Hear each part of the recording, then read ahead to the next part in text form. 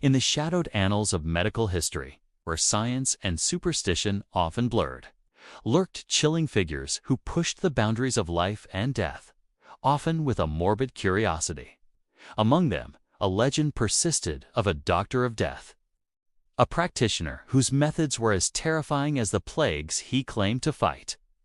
A forgotten artifact from such a man, a diary, was said to carry a unique and terrible curse, one that didn't harm the body, but slowly corrupted the mind. This is the tale of the Doctor of Death's diary, a curse born from forbidden knowledge and the horrifying loss of empathy. Our story begins with Dr. Elias Finch, a brilliant but overly ambitious medical student obsessed with medical history. Elias, driven by a desire for a groundbreaking dissertation, stumbled upon an antique shop selling artifacts from the Black Death. There, he found a small, leather-bound book, a diary, a relic from a 14th-century plague doctor. The diary was filled not with healing remedies, but with chilling, detached observations of human suffering and gruesome, unethical experiments. Elias, in his arrogance, saw it not as a warning, but as a trove of morbid secrets that would make him a star in his field. As Elias delved deeper into the diary's grim contents, a subtle, insidious change began to plague him. His once keen empathy for his patients began to fade, replaced by a cold, clinical detachment.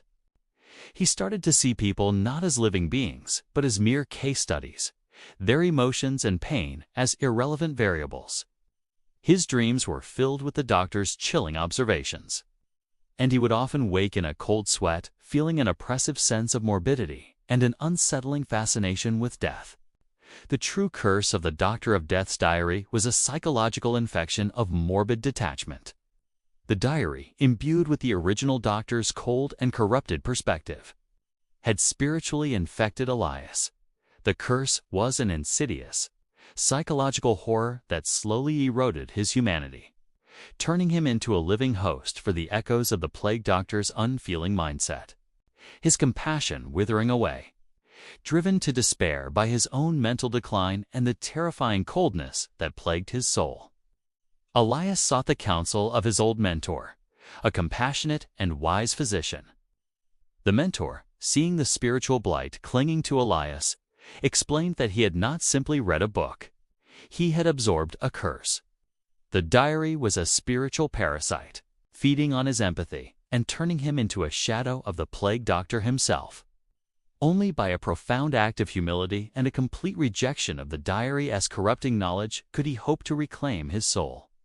Humbled and broken, Elias made a desperate decision. He returned to his study and, with tears streaming down his face, burned the diary. He did not burn it out of fear, but out of a profound sense of repentance, acknowledging the sacredness of human life and the sanctity of ethical medicine. As the flames consumed the book, the oppressive sense of morbid detachment lifted, and a wave of warmth and empathy returned to his soul. Elias lived the rest of his life not as a celebrated researcher, but as a quiet advocate for compassionate medicine, forever changed by the spiritual battle he had fought. The legend endures as a grim reminder that some curses are not brought by a monster's strength, but by its insidious psychological hold, and that the greatest battles are sometimes fought within the mind itself. Like and subscribe if you enjoyed this video.